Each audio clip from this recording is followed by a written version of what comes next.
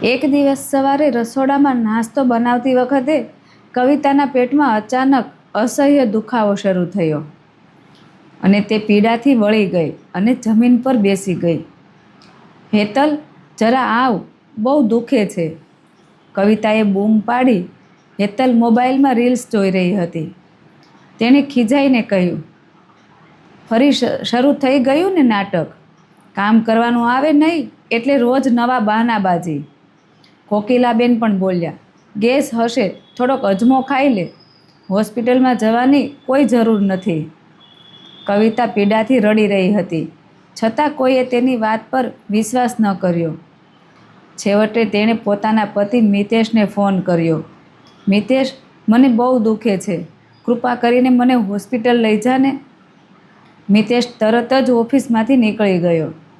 હોસ્પિટલમાં તપાસ કરાવતા ડૉક્ટરે જણાવ્યું કે કવિતાને એપેન્ડિક્સમાં ગંભીર ઇન્ફેક્શન છે અને તરત જ ઓપરેશન કરવું પડશે.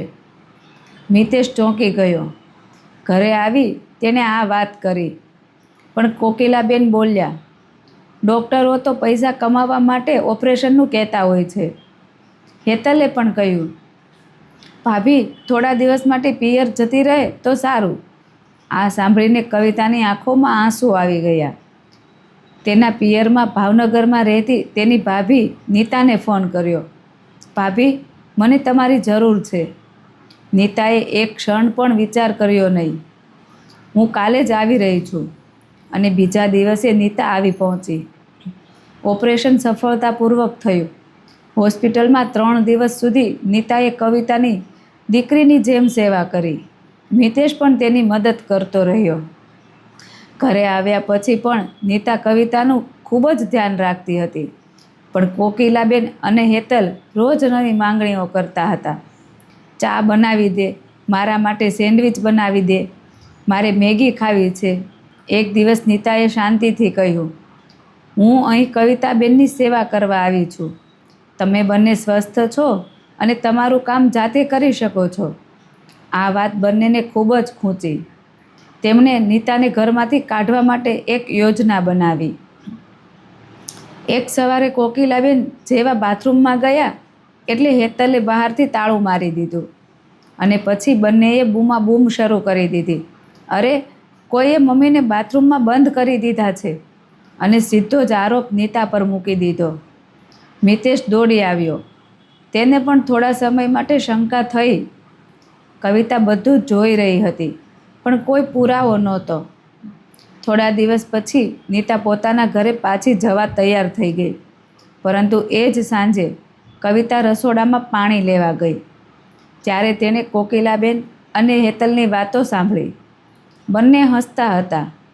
જોને, કેવી રીતે નીતાને ફસાવીને પાછી મોકલી દીધી. મારી એક્ટિંગ તો જોરદાર હતી. કવિતાએ તરત જ મોબાઈલમાં આખી વાત રેકોર્ડ કરી લીધી. સાંજે મિતેશ ઘરે આવ્યો એટલે કોકિલાબેન મીઠું મીઠું બોલતા હતા, પણ કવિતાએ શાંતિથી મોબાઈલ કાઢ્યો અને વિડીયો ચલાવી દીધો. વિડીયો પૂરો થતાં જ ઘરમાં શાંતિ છવાઈ ગઈ. મિતેશના ચહેરા પર ગુસ્સો સ્પષ્ટ દેખાતો હતો. મમ્મી, હેતલ, તમે લોકો આટલા નીચા સ્તરે જઈ શકો? મારી પત્નીનું દુઃખ નાટક લાગ્યું અને તેની ભાભીને ખોટા આરોપમાં ફસાવી? કોકિલાબેન પાસે કોઈ જવાબ નહોતો. હેતલ પણ ચૂપ રહી ગઈ. મિતેશે કડક અવાજમાં કહ્યું, આજથી હું અને કવિતા ઉપરના માળે રહીશું અને હવે દરેક પોતાનું કામ પોતે કરશે. જે લોકો બીજાના દુઃખમાં સાથ નથી આપતા તેમને અમારા જીવનમાં દખલ કરવાનો અધિકાર નથી. થોડા જ દિવસોમાં મિતેશ અને કવિતા ઉપરના માળે રહેવા લાગ્યા. કોકિલાબેન અને હેતલ હવે ઘરના બધા કામ જાતે કરવા પડતા. જે દીકરાને પોતાના વશમાં રાખવાનો ગર્વ હતો, એ જ દીકરો હવે માત્ર ફરજ પૂરતું જ વાત કરતો હતો. ત્યારે તેમને પોતાની ભૂલનો સાચો અહેસાસ થયો. પણ વિશ્વાસ એકવાર તૂટી જાય પછી તેને ફરી જોડવો સહેલો નથી. જે ઘરમાં વહુના દુઃખને નાટક માનવામાં આવે છે, ત્યાં સંબંધો ધીમે ધીમે તૂટી જાય છે. વિશ્વાસ, સન્માન અને સહાનુભૂતિ જ પરિવારને સાચા અર્થમાં પરિવાર બનાવે છે. મિત્રો, જો તમને આ મારી વાર્તા ગમી હોય તો લાઈક કરજો, કોમેન્ટ કરજો અને શેર કરજો અને સબસ્ક્રાઈબ તો જરૂરથી કરજો.